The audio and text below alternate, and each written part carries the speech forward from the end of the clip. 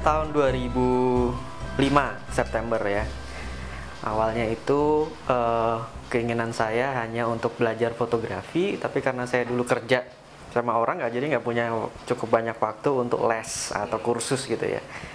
Satu-satunya cara adalah pengen bikin suatu media yang orang-orang bekerja seperti saya itu bisa sharing tips dan lain sebagainya gitu ya. Cari media. Saat itu media luar yang terkenal itu Flickr, terus di lokal itu ada photographer.net, ada forum kamera dan lain sebagainya lah. Cuman memang tergelitik karena masalah desain, user interface dan lain sebagainya yang kita ngelihat kalau di website luar itu kok bagus ya gitu. Saya ngelihatnya yang di lokal masih tertinggal gitu ya dari sisi teknologi dan lain sebagainya. Terus ya udah iseng-iseng aja waktu itu sih, iseng-iseng bikin sendirian. 1 bulan launching, September 2005 kita launching. Terus launchingnya juga nggak ada apa-apa karena saya juga masih kerja sama orang ya, main onlinein aja gitu ya, websitenya di onlinein. Terus lumayan ternyata animonya cukup bagus karena mungkin kita user interface-nya jujur waktu itu saya sih boleh dibilang niru dari Flickr ya, dengan konsep yang mungkin zaman sekarang namanya Web 2.0 ya, tapi kalau zaman dulu belum ada namanya. Pokoknya desainnya clean, simple, putih, white space-nya banyak, tulisannya gede-gede gitu ya. Rupanya animonya banyak karena ngelihatnya mungkin agak berbeda.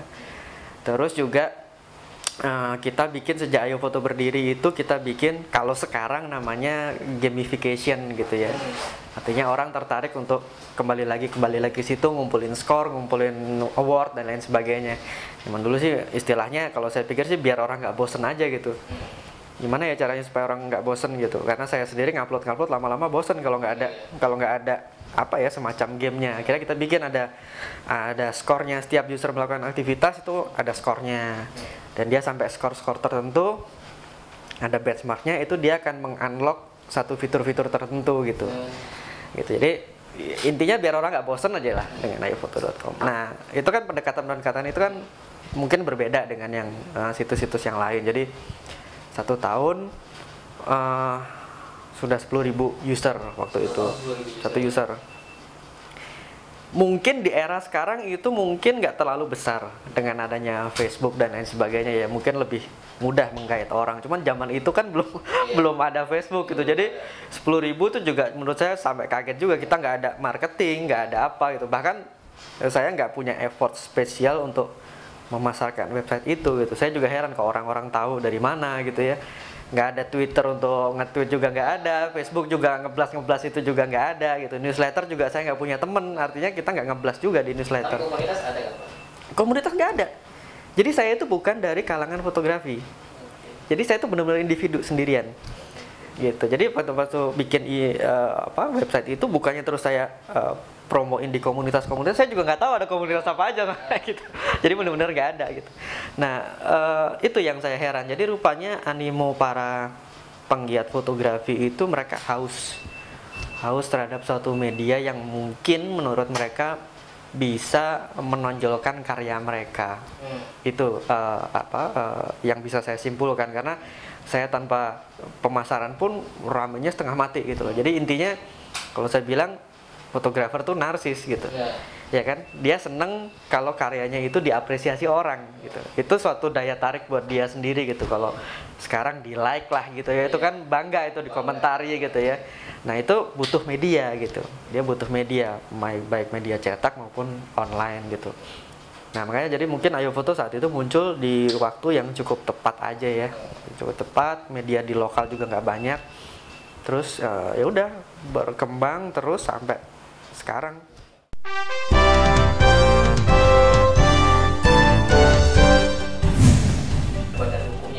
Belum.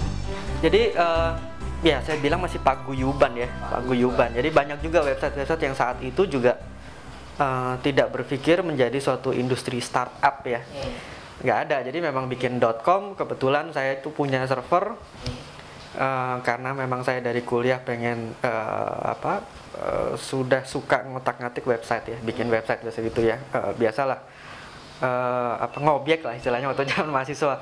Kalau dulu orang mahasiswa bikin warnet, bikinnya kan ngobjek ya anak-anak IT gitu. Saya juga dulu cuman bikin website untuk perusahaan dan lain sebagainya. Makanya dari situ saya punya server gitu. Servernya nganggur, nggak industrinya juga mungkin nggak terlalu berkembang untuk saya jalanin. Jadi ada server nganggur, ya udah ayo foto saya masukin situ, jalan. Nggak ada badan hukumnya gitu karena tidak ada transaksi apapun juga ya di situ gitu. Sejak sebenarnya mau tidak mau ada transaksi. Jadi teman-teman tuh gini, banyak yang suka sampai akhirnya bilang, Dip, bikin ini dong, bikin donasi ya sistemnya. Jadi supaya ayo foto hidup, kita saweran lah gitu. Paling nggak untuk ngurangin cost-nya ayo foto gitu. Nah kalau saya bilang sih, sebenarnya saya nggak ingin ayo foto itu hidup dari saweran anggotanya. Saya nggak enak lah gitu ya. Kita sama-sama aja lah di sini. Cuman memang nggak bisa dihindarin, cost itu ada. Nah, gimana nih solusinya?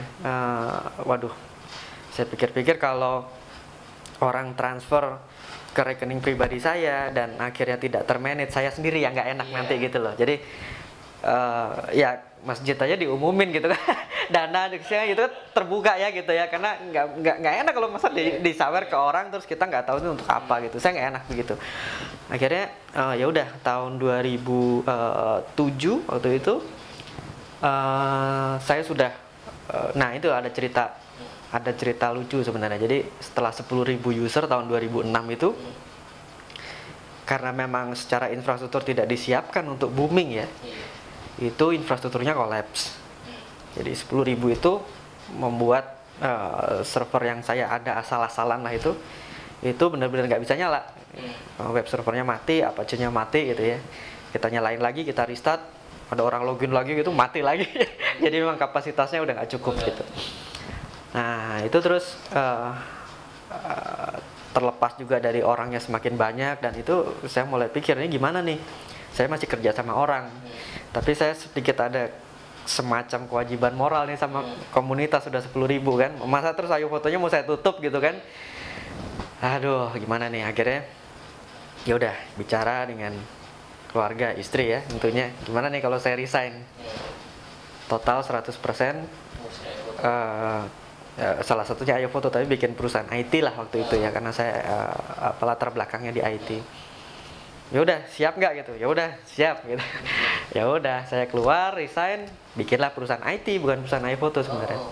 Perusahaan IT, salah satu produknya adalah mau tidak mau ayo foto saya masukkan sebagai produknya si perusahaan IT ini gitu. Ayo foto sendiri, kenapa kok saya belum menjadikan suatu perusahaan khusus gitu, karena kita nggak terbayang juga untuk supaya survive bagaimana gitu, cari uangnya dari mana kan gitu. Zaman itu belum ada yang istilahnya startup, contekan untuk bisnis proses juga nggak ada ya kan gitu. Kalau ngelihat Flickr sendiri kan sebenarnya waktu itu diakuisisi oleh Yahoo ya, artinya ya dia dapat investasi gitu. Cuman dia hidup dari mana kan masih zaman itu ya, masih meraba-raba semua lah industri web, hidupnya dari mana gitu. Akhirnya ya saya masukkan di perusahaan IT saya itu sebagai bagian dari produk.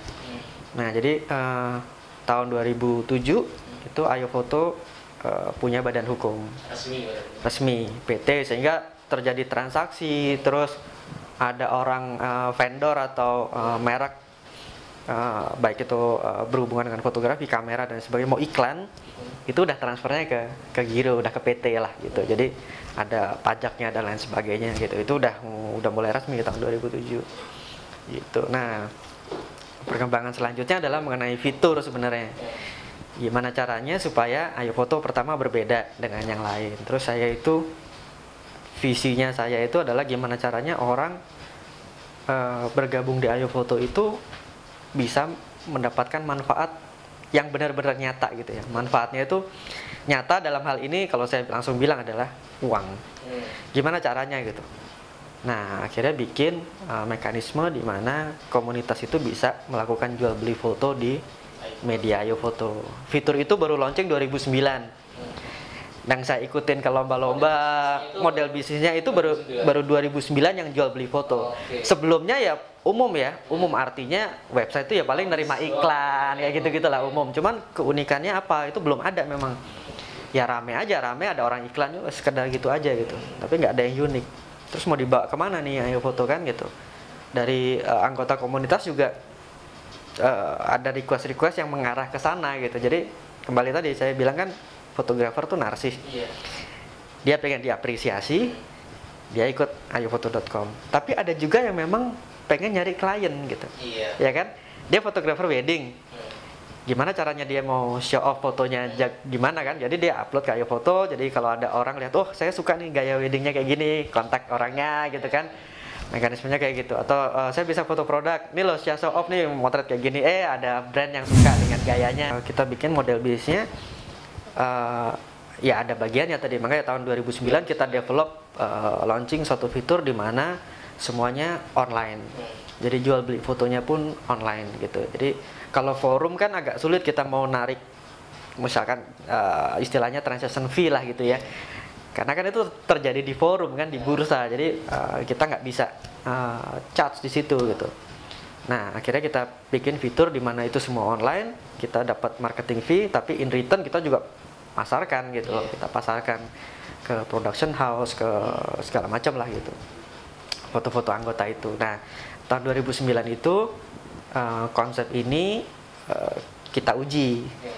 Saya uji, ini kan menurut saya aja cocok untuk kita lah, komunitas fotografi. Cuman gimana sih kalau itu diuji di suatu lomba-lomba gitu. Nah, itulah tahun 2009 tuh saya masukkan pertama kali ikut lomba Inaikta itu.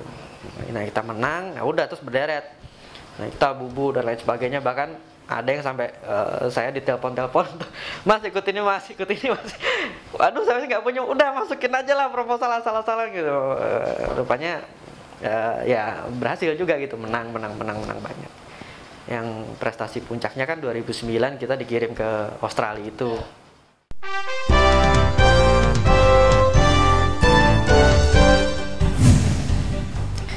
Kendalanya kalau industri-industri teknologi itu selain web development tuh ya. Kalau web development kan jelas kita bikin software ya gitu ya. Cuman kalau yang sekarang itu kan kebanyakan web itu service berupa jasa ya. Kendalanya adalah ya kita masyarakatnya belum terbiasa untuk menggunakan jasa-jasa seperti itu gitu loh. Ngeprint online terus diantar gitu kan, terus belanja online barangnya diantar, itu tetap kalau saya bilang masih belum terbiasa orang. Berbagai macam faktor, ada ketidakpercayaan, terus ada unsur bahwa kalau barang orang pengen pegang barangnya, jadi cuma display doang walaupun ada speknya tetap pengen dipegang gitu. pengen lihat barangnya, pengen dibandingin, dipegang gitu ya. Kalau foto juga gitu, jadi ada keraguan bahwa baik dari sisi penjual maupun pembeli ya, dari si fotografer maupun si production house-nya gitu. Kalau dari sisi pembelinya adalah tentunya masalah kualitas. Jadi ternyata kalau saya lihat ya dari pengalaman, memang kita harus banyak belajar dari kualitas foto untuk dunia industri. Itu berbeda dengan kualitas foto untuk seneng-senengan gitu loh, untuk diupload di Facebook lah, untuk diupload di Ayo Foto yang sharing-sharing itu memang kualitasnya harus ditingkatkan lagi gitu. Kalau di dunia industri sangat detail ya mereka, masalah noise, masalah macam-macam lah itu ya, komposisi itu benar-benar mereka lihat sekali gitu. Itu kita harus banyak belajar komunitasnya di sini untuk bisa masuk ke fotografi untuk industri. Itu kendalanya. Kalau dari sisi si fotografernya, kendalanya adalah mereka masih belum terbiasa untuk jual foto online. Bahkan ada sedikit sikap skeptis ya gitu. Karena dari dulu itu yang menjual foto, istilah menjual foto itu adalah masih zaman film ya. Itu mereka bikin galeri, promosi di mall, bikin pameran lah gitu, pameran fotonya dicetak gede 1 meter kali 80 cm gitu, terus bawahnya ada harganya 4 juta, 5 juta itu pada saat dibeli, hak ciptanya dibeli, slide negatifnya juga dikasihkan kan gitu. Itu cara tradisional gitu. Harganya memang mahal, 4 juta, 5 juta, bahkan 10 juta gitu ya. Nah, sedangkan kalau mekanisme jual beli di Ayo Foto yang kita gagas itu kita main di volume, bukan main di harga per fotonya yang mahal gitu ya. Nah, konsep itu pun belum bisa diterima kalau saya bilang gitu ya. Sampai sekarang gitu. Jadi kita masih terus sosialisasi gitu, karena bukan kita itu menciptakan model ini sendiri, enggak. Kita melihat dari tentunya dari luar gitu ya. Dari luar itu kalau kita sudah jual beli foto secara digital, itu mereka main di volume gitu. Jadi bisa foto itu dijual cuma $1 itu bisa gitu. Kan kalau orang lihat, wah rugi banget dong, gue cuma dijual 10.000 gitu fotonya. Tunggu dulu, tapi 10.000 kali berapa orang yang download? Kali 10.000 orang aja udah mahal kan harganya gitu. Nah itu konsep bahwa kok foto saya dijual murah ya gitu, dengan memang benar foto saya bisa kejual banyak gitu. Nah foto kejual banyak pun mereka juga masih belum ngerti gitu. Menurut mereka jual foto kayak jual barang. Jadi BlackBerry gitu dijual, ya udah selesai, barangnya hilang gitu, stoknya berkurang satu. Tapi kalau digital yang kita jual itu adalah hak gunanya. Jadi filenya sih masih tetap ada kan, file di copy berapa kali, mau 1000 kali juga tuh filenya tetap ada gitu kan, beda sama barang jadi. Nah konsep itu pun juga masih belum banyak dimengerti sama fotografer. Jadi kendalanya adalah memang sosialisasi. Industri fotografi, kalau saya bilang bukan dunia fotografi, lebih kepada industri fotografi di sini itu boleh dibilang kita telat lah, terlambat 5-10 tahun gitu ya. Kalau melihat situs-situs di luar negeri yang menjual foto secara online, itu sudah booming dari 10 tahun yang lalu gitu. Intinya adalah mindset ya Pak ya? Mindsetnya. Jadi banyak yang, apalagi kalau fotografer senior gitu ya, yang sudah biasa menjual foto yang gitu ya? Jadi padahal mekanisme penjual beli foto seperti yang Ayo Foto Usung itu di luar negeri booming sekali. Karena apa? Itu memberikan kesempatan yang sama kepada semua orang, regardless dia itu sudah senior atau enggak, untuk bisa dapat penghasilan yang besar gitu loh. Jadi contohnya gini, contoh kasusnya, kalau kita itu di kalangan fotografer ya, pada saat kita nawarin jasa ke orang, motret produk gitu ya, ditanya kameranya apa, gearnya apa ya maksudnya, dari situ kelihatan harganya. Kalau dia medium format, oke lah, dia harganya sekian. Terus gitu juga berapa lama Anda pegang kamera, prestasi Anda gimana gitu. Jadi itu termasuk portfolio kan. Itu yang menjadikan harga foto kita mahal atau rendah gitu. Nah, bagaimana mahasiswa misalkan bisa compete dengan orang yang udah pegang kamera 20 tahun gitu? Kan nggak bisa kan gitu, walaupun dia jago gitu. Gimana saya mau compete misalkan dengan yang nama-nama terkenal gitu? Nggak bisa gitu, orang lahir belakangan kok mau ngejar setoran senior yang udah 20 tahun pegang kamera gitu. Nah, itu nggak bisa. Nah, dengan adanya digital itu dimungkinkan gitu, karena penjual itu hanya melihat hasil akhirnya. Dia nggak peduli ini anak kemarin sore baru beli kamera atau bahkan kameranya minjem dia nggak punya, sama orang yang udah senior pegang 30 tahun gitu. Nggak peduli dia. Kalau di era digital, yang penting fotonya dia lihat cocok dengan konsep iklannya dia gitu. Dia butuh gitu. Atau dia butuh untuk produk ini gitu, dia restoran, dia pengen foto burger untuk menunya dia gitu. Wah, ini ada cocok nih. Udah dibeli. Nggak peduli dia itu fotografernya siapa. Nah, itu kan menjadikan sama rata semuanya. Orang yang istilahnya anak kemarin sore fotografer pun nggak ada. Nah, konsep itu yang berkali-kali saya usung pada saat saya jadi pembicara atau jadi ini, karena ini konsepnya bagus gitu, memberikan kesempatan ke semua pihak untuk punya hak yang sama gitu. Kalau emang dia bagus ya ngapain nunggu 30 tahun lagi untuk dapat proyek kan? Ya udah sekarang aja jual gitu. Ini karena yang dijual itu adalah hak gunanya ya tadi. Makanya orang bisa terbeli atau istilahnya terdownload berkali-kali gitu ya. Jadi misalkan tadi $1, pada saat user membeli itu dia bayar $1, terus nanti profit sharing antara si penyedianya Ayo Foto dalam ini gitu ya dengan si fotografernya. Itu bisa 50-50, bisa 40-60 gitu ya sharing-sharingnya. Nah, cuman kalau ngelihat dari situs-situs di luar ya, itu terdownload tuh bisa sampai ratusan kali untuk satu foto. Bayangkan kalau dia itu bisa ngupload atau punya inventory barang ya. Inventory itu artinya foto ya. Dia punya foto 10 atau 100 foto. Kalau satu foto aja bisa terbeli sampai 1000 kali, kalau dia punya 100 foto, bayangkan pendapatannya dia berapa. Dan dia tidak perlu melakukan effort untuk marketing. Dia nggak perlu bikin portfolio ke perusahaan, bikin ini. Udah ada medianya, jadi dia tinggal nongkrong aja gitu. Nongkrong tiap bulan, dia ngeliat ceknya aja gitu ya. Dia udah menghasilkan berapa fotonya kejual gitu. Jadi itulah untungnya di era digital gitu. Nah, itu konsep itu masih belum banyak dimengerti. Masih ada orang yang skeptis tadi misalkan, saya foto Borobudur gitu cuman kejual 10.000, wah rugi dong saya ke Jogja aja udah berapa tiketnya, belum lagi skill saya gini-gini, itu foto saya minimum harus 4 atau 5 juta nih satu frame gitu. Iya, kalau kebeli. Sekarang saya tanya, setahun bisa nggak kebeli itu foto? Belum tentu gitu. Tapi kalau kita ngetengin ya, kayak rokok tuh ketengan gitu ya, kebeli oke, murah mungkin 10.000, atau kalau kita di kita minimum itu 80.000 minimum. Itu ukurannya memang tidak begitu besar sih. Harganya semakin meningkat kalau ukurannya juga semakin besar. Jadi harganya itu bukan berdasarkan fotografernya atau bukan berdasarkan portfolio dari fotografer, tapi harga foto itu berdasarkan ukuran size-nya. Jadi kalau size-nya kecil harganya berapa, kalau size-nya makin besar tentunya harganya makin besar. Udah itu aja.